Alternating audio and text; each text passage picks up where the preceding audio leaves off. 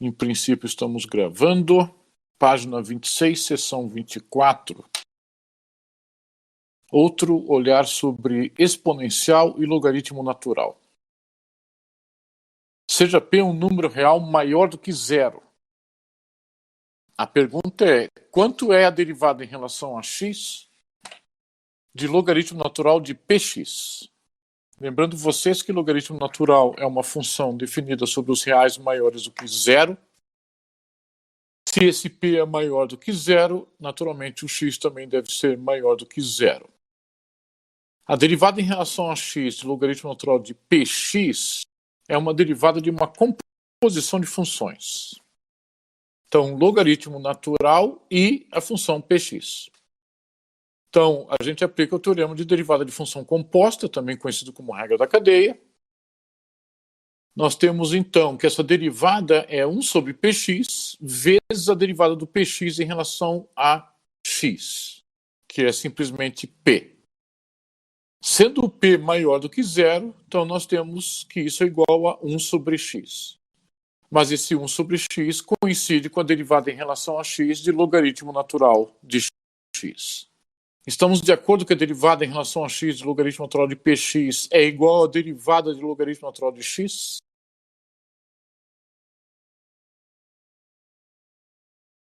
Ok. Então, notem vocês que significa que logaritmo natural de px e logaritmo natural de x são primitivas de 1 sobre x. São funções que, derivando em relação a x, obtêm 1 sobre x. E primitivas de uma mesma função diferem entre si apenas por uma constante. Então, continuando a leitura, na segunda linha, logo, logaritmo natural de px é igual ao logaritmo natural de x mais constante. De acordo com isso? Ok. Os demais? Tudo tranquilo, gente? Tá. Então, já que elas diferem apenas por uma constante, vamos determinar o valor dessa constante. Se x igual a 1, nós temos logaritmo natural de 1 vezes p, ou seja, o logaritmo natural de p, igual ao logaritmo natural de 1 mais constante.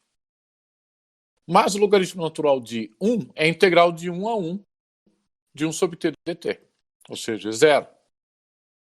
Isso significa que a constante é igual ao logaritmo natural de p. Se a constante é o logaritmo natural de p, logo, o logaritmo natural de px é igual ao logaritmo natural de x mais o logaritmo natural de p. Ou seja, acabamos de provar que o logaritmo natural de um produto é a soma dos logaritmos naturais dos fatores. Estamos de acordo com esse primeiro parágrafo?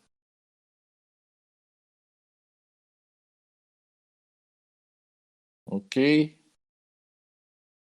Os demais aí, gente? Tranquilo?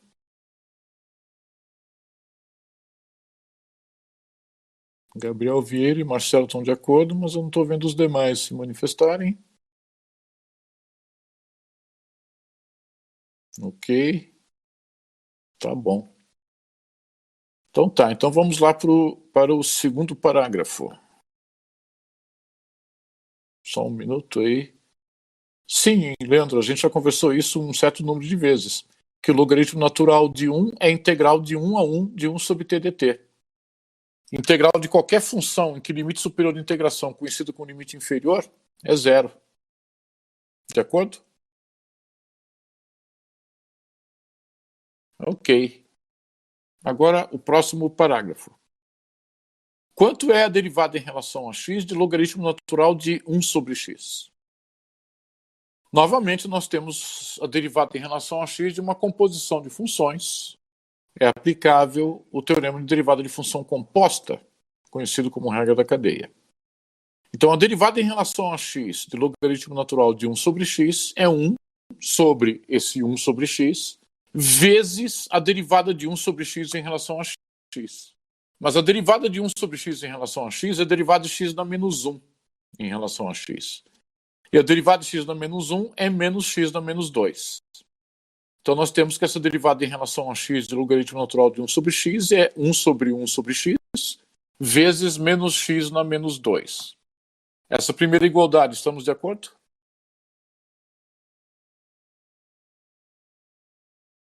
Ok. Então, quanto que é isso? Agora é só fazer a conta, não esquecendo vocês que esse x é maior do que zero e, portanto, sempre diferente de zero. Fazendo a continha, é simplesmente menos x sobre x ao quadrado, que é igual a menos 1 sobre x, já que o x é diferente de zero. Mas o que é aquele menos 1 sobre x? O menos 1 sobre x é justamente a derivada em relação a x de menos o logaritmo natural de x.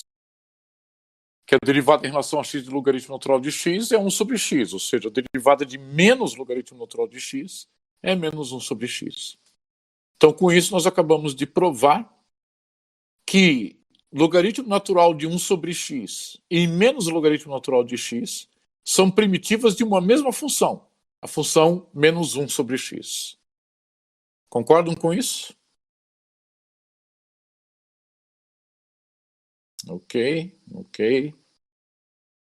Tá bom.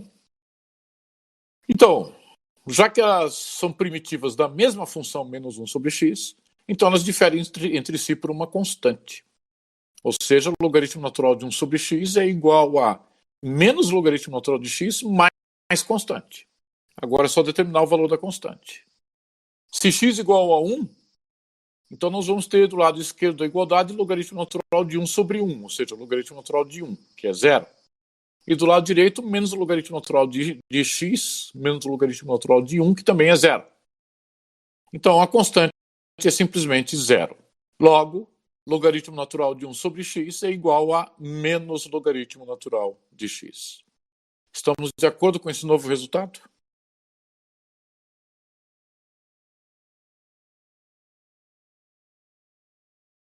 Ok. Ou seja, quanto que é o logaritmo natural de meio?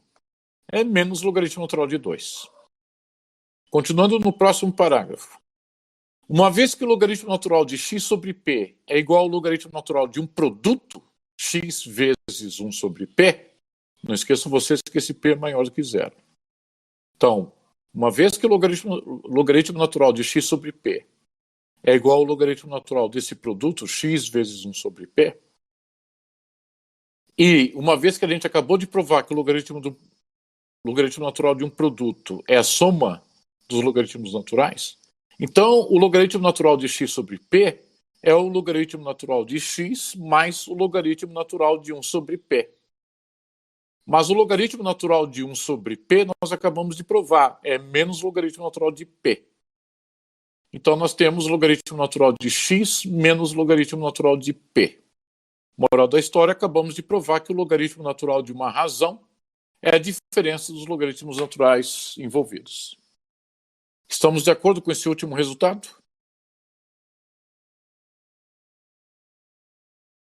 Ok. Os demais, tranquilo? Tá. Então, próximo parágrafo.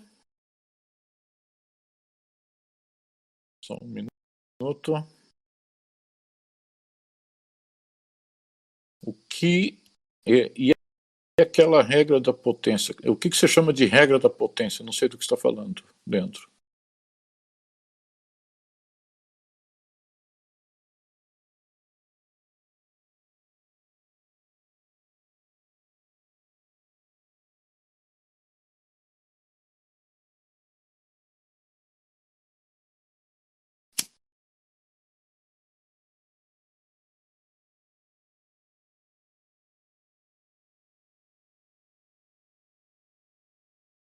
Está falando, em primeiro lugar, Leandro, nós nunca falamos em logaritmos. Em momento algum a gente falou de logaritmos até agora. Isso é uma observação extremamente importante. Até agora nós falamos única e exclusivamente a respeito de uma função chamada logaritmo natural. Então não sabemos o que é logaritmo ainda. Segundo lugar, se você está falando daquele teorema, eu não sei o que é uma regra, se você está falando daquele teorema, logaritmo natural de x elevado a p igual a p logaritmo natural de x, é disso que está falando? Então, oportunamente a gente falará sobre isso. A gente vai enunciando os resultados à medida que a gente vai precisando deles. Ok? Ok. Continuando a leitura. Nos exemplos que seguem o teorema 34, mostramos que exponencial da soma é o produto de exponenciais das parcelas da soma. Aqui, por conta do fato do logaritmo natural ser a inversa da exponencial, mostramos que o logaritmo natural de um produto é a soma dos logaritmos naturais dos fatores desse produto. Então vejam vocês como funciona essa relação entre essas duas funções que são uma inversa da outra. Além disso, o logaritmo natural de uma razão é a diferença entre os logaritmos naturais dos termos da razão. Então a gente já tinha provado bastante tempo atrás, nesses exemplos que seguem o teorema 34, que a exponencial da soma é o produto de exponenciais, ao passo que aqui nós provamos que o logaritmo natural do produto é a soma dos logaritmos naturais. Então essa simetria entre essas propriedades decorre justamente do fato de logaritmo natural ser a inversa da exponencial. Então até aí nenhuma surpresa. Continuando a leitura. Seja dy dt igual a ky. Então vejam só, nós vamos voltar a estudar aquela mesma equação diferencial que a gente usou para resolver o problema do decaimento radioativo. Lá nós tínhamos dm dt igual a km e trocamos o m por y. Então a equação diferencial é exatamente a mesma. Naquele problema do decaimento radioativo, foi mostrado para vocês que se essa função y foi escrita como constante vezes exponencial de kt, ela satisfaz essa equação diferencial. Só que em momento algum foi mostrado para vocês como obter essa solução. Simplesmente foi jogada lá a solução para vocês no problema do decaimento radioativo. Foi mostrado que ela satisfaz a equação diferencial e, portanto, de fato, é uma solução da equação diferencial, mas não foi mostrado como obter aquela solução. Até aí estamos de acordo? Ok. Então a gente vai discutir a respeito disso agora. Tá? Então, essa equação diferencial dy dt igual a ky pode ser reescrita como 1 sobre y dy dt igual a k, obviamente desde que esse y jamais seja zero. Até aí estamos de acordo?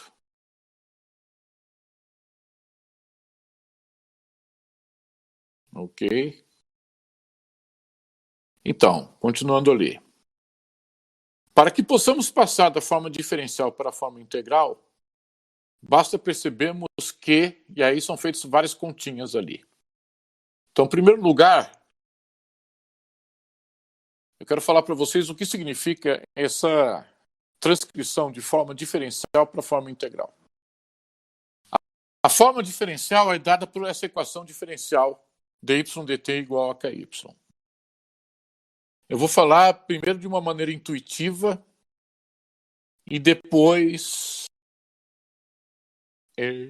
sobre o mesmo assunto do ponto de vista do teorema fundamental do cálculo. Então, intuitivamente falando, aquele dy dt igual a ky nos dá uma dinâmica que é a mesma para cada instante t. Então, para cada instante t, se a gente interpretar t como tempo, nós temos que a taxa de variação de y em relação a t é proporcional ao próprio y. É isso que está dizendo a equação diferencial. Mas, para que a gente possa fazer previsões a respeito de qual o valor de y à medida que o t muda, a gente precisa de uma função y de t. E aí nós não temos explicitamente a função y como função de t.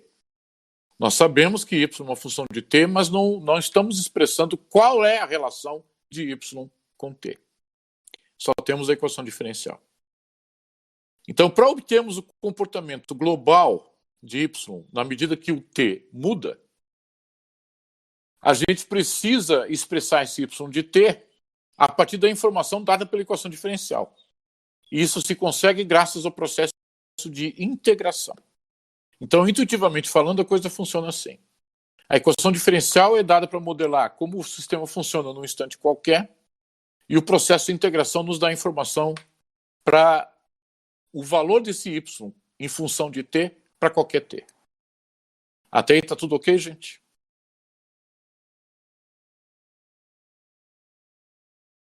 Os demais, tranquilo? Ok.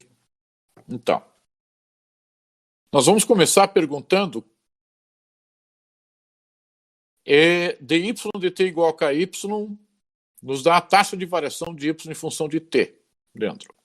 Só que nós precisamos determinar y como função de t. Concorda com isso?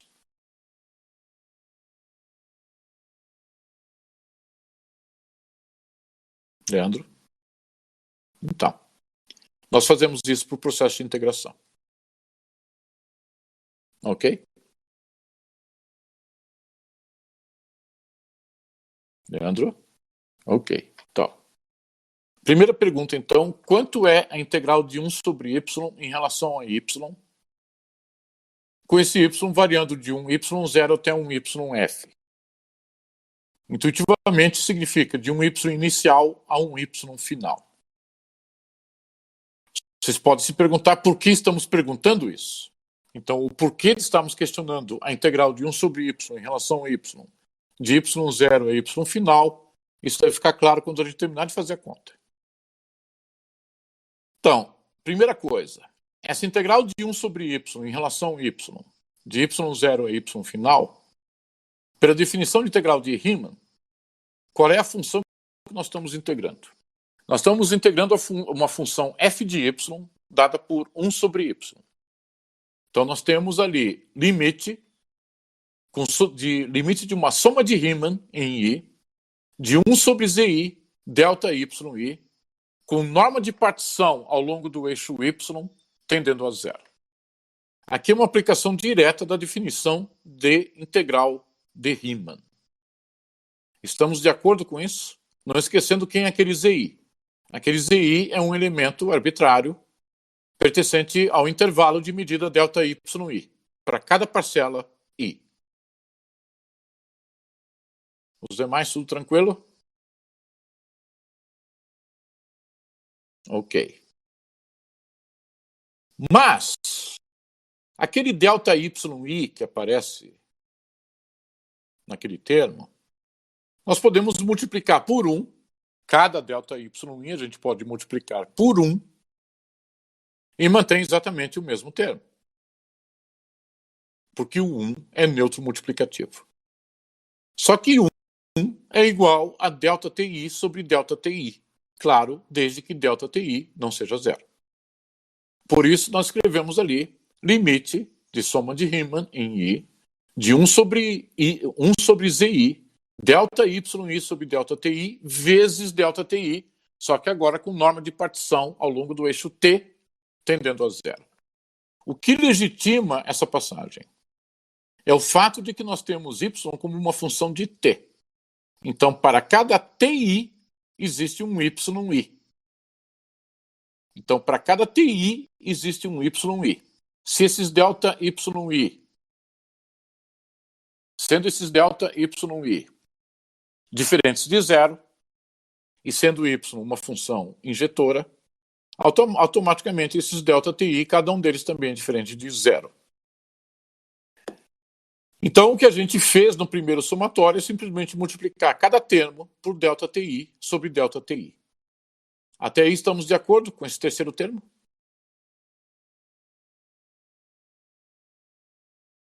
Ok. Tá. Mas, o que é aquele ΔYI sobre ΔTI? Não esqueçam vocês que cada YI é uma função de TI. Cada YI é imagem de TI por essa função Y. Tá? Então, o limite com a norma da partição ao longo do eixo T tendendo a zero faz com que aquele ΔYI sobre ΔTI, o limite daquilo, seja derivada de Y em relação a T. Que é exatamente a taxa de variação de Y por variação ao longo do t. Estamos de acordo que o limite com a norma de partição em t, tendendo a zero, de ΔY sobre ΔTi é a derivada de y em relação a t? Os demais? Tranquilo?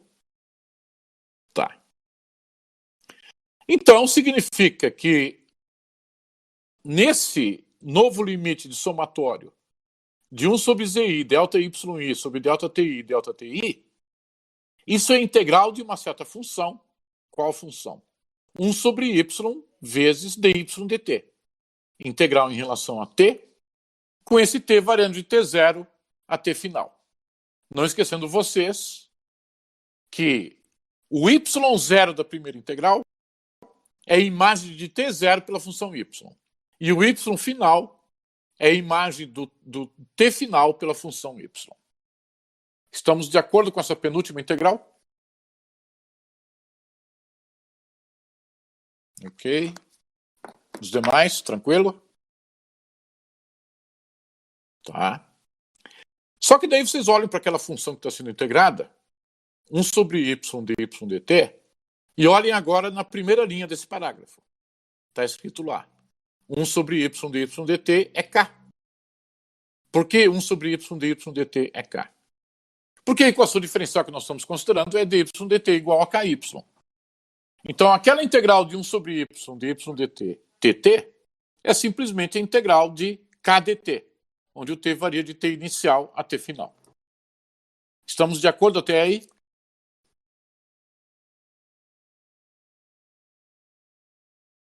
Os demais? Tá. Ó, gente, isso aqui é importantíssimo. Tá tudo tranquilo mesmo? Os demais? Tá. Então, veja o que nós fizemos. Aquela primeira integral de 1 sobre y dy, que envolve somente a variável y, e que nesse caso a gente consegue integrar usando o teorema fundamental do cálculo,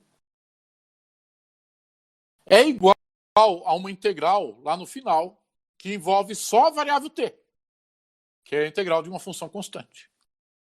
E que, usando o teorema fundamental do cálculo, também sabemos resolver. Também sabemos integrar. Ou seja, aquela equação diferencial dy dt igual a ky passou agora para uma forma integral equivalente a ela. Então veja só o que está escrito logo depois dessas igualdades. Sendo que py e pt denotam partições dos eixos y e t, respectivamente. Lembrar que estamos sempre assumindo que y é uma função de t. Agora veja o seguinte comentário de especial interesse para vocês aí. Primeiro, Leandro está digitando alguma coisa.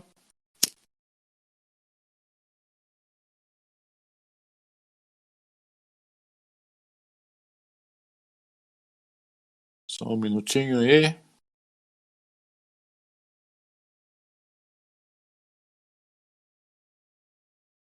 Um sobre y dy dt igual a k.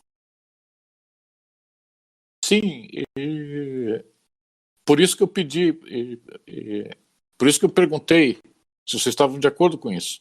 Porque isso vem justamente da equação diferencial dy dt igual a ky. Se dy dt igual a ky, porque esse é o nosso foco, lidar com essa equação diferencial. Então, 1 sobre y dy dt é igual a k.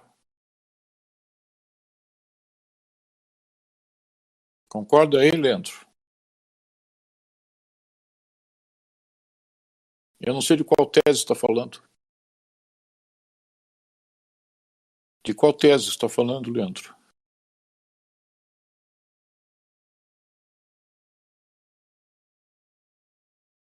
E, ó, Leandro, a pergunta é: qual é a função y de t que satisfaz aquela equação diferencial? dy dt igual a ky. Só que essa equação diferencial é a mesma equação 1 sobre y dy dt igual a k. É exatamente a mesma. Concorda com isso? Claro, desde que o y não seja zero. Tá bom? Então, continuando, ó. Esse próximo parágrafo aqui é de especial importância para vocês. Alguns autores justificam a passagem da forma diferencial para a integral como se segue. dy dt igual a ky implica em 1 sobre y dy igual a k dt, que por sua vez implica em integral de 1 sobre y dy igual a integral de k dt. Então, em vários livros de física e de engenharia, vocês vão encontrar passagens dessa natureza. dy dt igual a y implica em 1 sobre y dy igual a k dt. Então, a pessoa faz uma manobra colocando tudo que é y de um lado, tudo que envolve t do outro, e integra o lado esquerdo em relação a y e o lado direito em relação a t. Entenderam o que está escrito ali?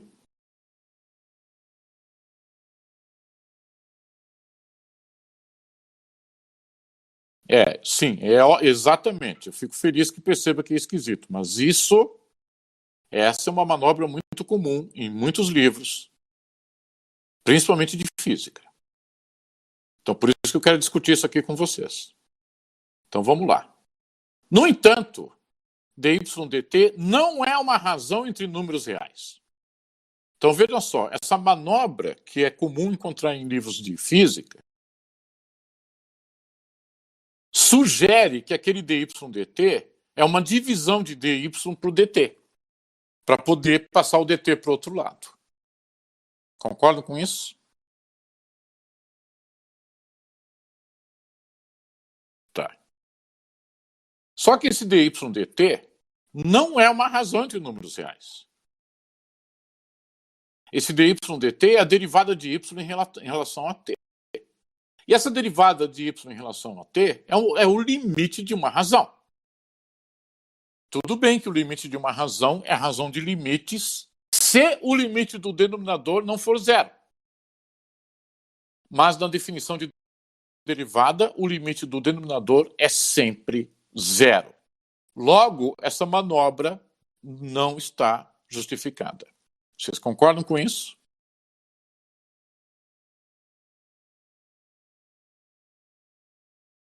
Então vejam só. Por isso está escrito ali no texto. Logo, essa estratégia, comumente empregada em textos de física teórica e engenharia, apesar de funcionar como regra mnemônica, não consiste em justificativa no contexto de cálculo diferencial e integral padrão. Isso é importantíssimo vocês entenderem. Tá? Em vários textos de física e em várias aulas de física, vocês vão ouvir o seguinte discurso. Vocês vão ouvir e ler o seguinte discurso. Que aquele dy é um infinitesimal, e que aquele dt é um infinitesimal, e que aquele dy sobre dt é uma razão entre infinitesimais. O problema é que o conceito de infinitesimal não existe e não é possível de formular no cálculo diferencial integral padrão.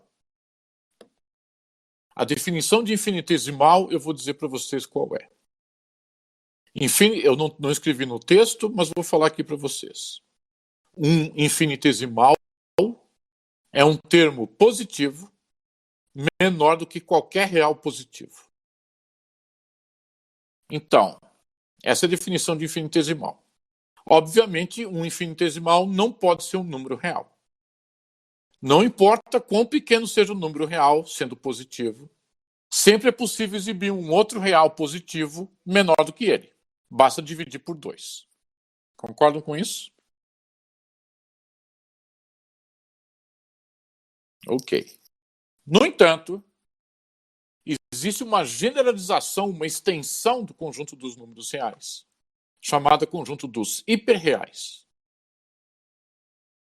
Entre os hiperreais, existem sim infinitésimos. Existem números maiores do que zero, que são menores do que qualquer real positivo, não importa qual seja.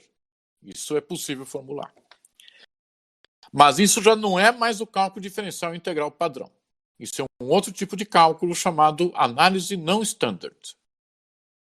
Existe ainda um outro tipo de cálculo, um terceiro tipo de cálculo chamado análise infinitesimal suave, onde lá também é possível formular o conceito de infinitésimo, e aí tratar aquele dy dt como de fato uma razão entre infinitésimos. Mas, no cálculo padrão, que é o que vocês estudam, não se usa nem análise infinitesimal suave e nem análise não standard. Usa-se cálculo diferencial integral padrão. Até isso estão acompanhando? Ok. Então, isso sugere, esse tipo de situação sugere, que quando os físicos fazem as continhas deles e começam com esse papinho de infinitésimo, sem se darem conta, eles estão assumindo implicitamente que estão usando ou análise infinitesimal suave ou análise não standard. Qualquer uma das ferramentas que seja, não é cálculo padrão. O que entra em conflito com aquilo que, por exemplo, o Departamento de Matemática da nossa universidade oferece para vocês a pedido do curso de vocês. Então, essa é uma postura inconsistente do próprio curso de Física. Até aí tá ok?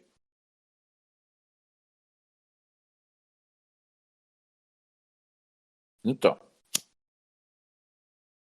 eu digo para isso para vocês porque, de fato, é uma tremenda coincidência, é muito mais do que uma coincidência, essa manobra não legítima de tratar dy dt como se fosse de fato uma razão e resultar exatamente na mesma forma integral que a gente acabou de justificar usando a definição de integral de Riemann. Então, essa passagem da forma diferencial para a forma integral é perfeitamente justificável no contexto de integração de Riemann, do jeito que a gente fez aqui agora há pouco. Só que a manobra que vocês vão encontrar comumente em livros de física não funciona. Então, por isso que foi chamada a atenção ali, como uma regra mnemônica, só para facilitar a pessoa lembrar de como chegar da forma diferencial para a forma integral, tudo bem, funciona. Mas só para efeitos de interesse pessoal. Nada além disso. Então, a justificativa para essa passagem da forma diferencial para a forma integral é essa que a gente acabou de fazer. Podemos prosseguir?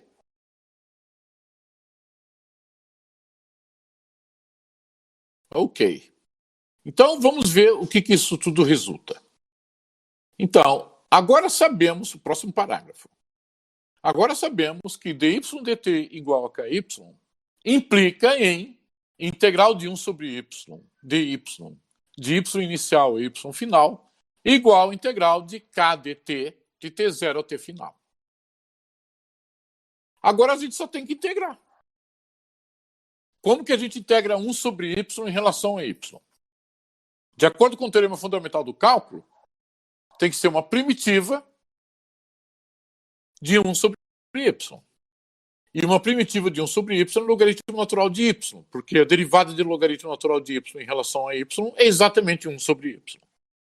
Então, nós temos ali logaritmo natural de y, variando de y inicial a y final, igual a quanto que é a integral de k em relação a t, de t0 a t final. Ali, integral de função constante, novamente podemos aplicar o teorema fundamental do cálculo, já que estamos integrando em relação a t, uma primitiva da função constante k é kt, porque se derivarmos kt em relação a t, nós temos exatamente k. Então é aquele kt variando de t0 a t final. Até aí estamos de acordo?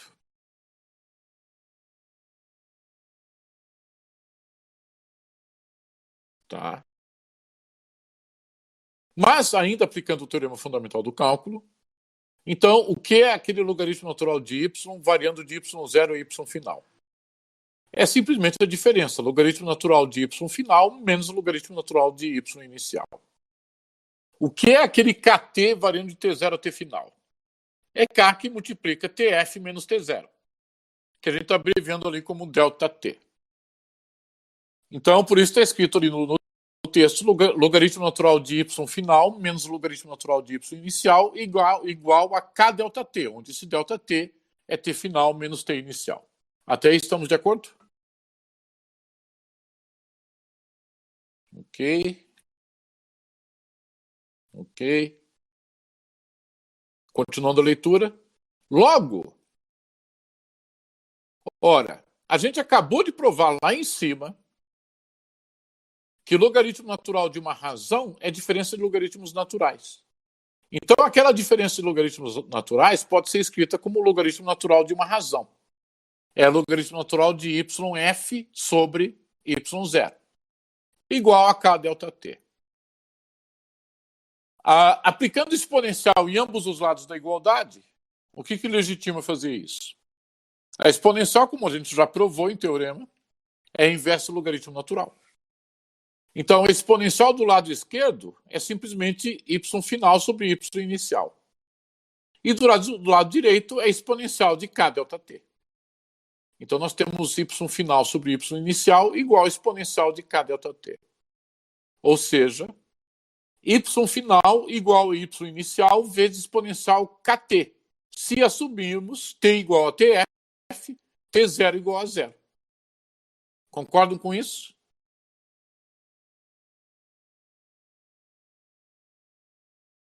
Então, notem vocês que essa função que a gente acabou de obter é exatamente a mesma função que foi usada no problema do decaimento radiativo. O y final é igual a y inicial vezes exponencial de kt, sendo que aquele y inicial é o valor de y no ponto t igual a zero. Continuando a leitura. Ou seja, a forma integral de 1 sobre y de y, variando de y0 a y final, igual a integral de kdt de t0 a t final, por separação de variáveis. Por que separação de variáveis? Tudo que envolve y está de um lado, tudo que envolve t está do outro lado. Da equação diferencial de y dt igual a ky, a qual define a exponencial de kt com condições de contorno y0 igual y no ponto 0 igual a y0, se mostra solúvel através da definição de logaritmo natural via integração de Riemann. Ou seja, você deve perceber com isso que a definição de logaritmo natural encontra aqui uma justificativa para a sua definição. Por que definir logaritmo natural a partir de uma integral? Porque fazendo isso, a gente consegue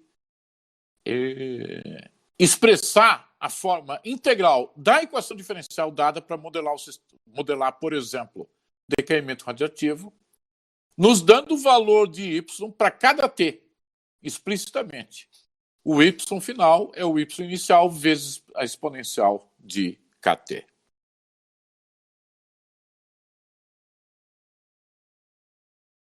Estamos de acordo com isso, então? Impressionante a aplicação que isso tem. E isso daqui, Leandro, é só a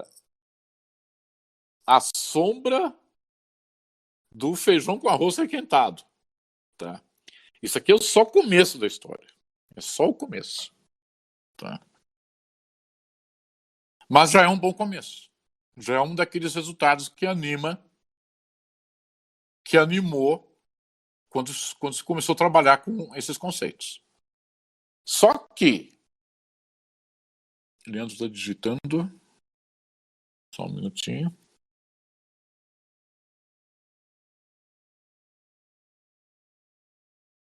Não estou digitando? Você digitou, não estou?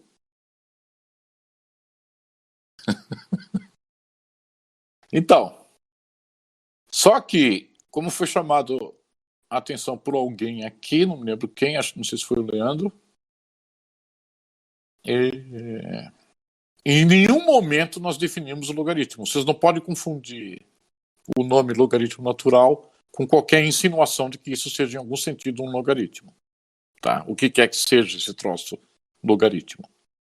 Então agora, graças a esses resultados, agora que nós estamos finalmente em condições de definir o que é a elevado a x. Porque a elevado a x, se o x for um inteiro positivo, é fácil de responder. É a vezes a com x ocorrências de a. Mas, se o x for um irracional, não há possibilidade de definir 5 elevado à raiz de 2 como 5 vezes 5 com raiz de 2 ocorrências de 5. Concordam com isso?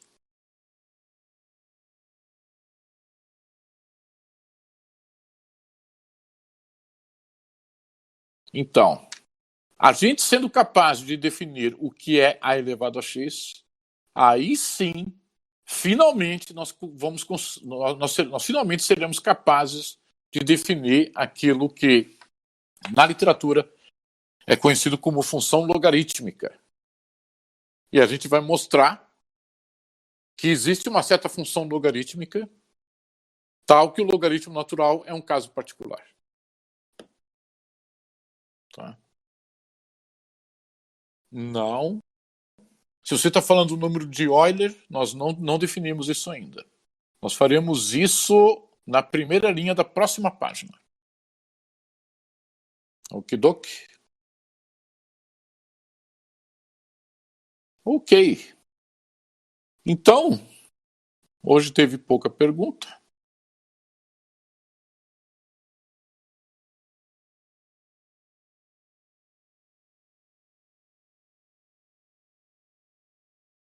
Agora não lembro. Não lembro se o comando é stop record ou stop recording.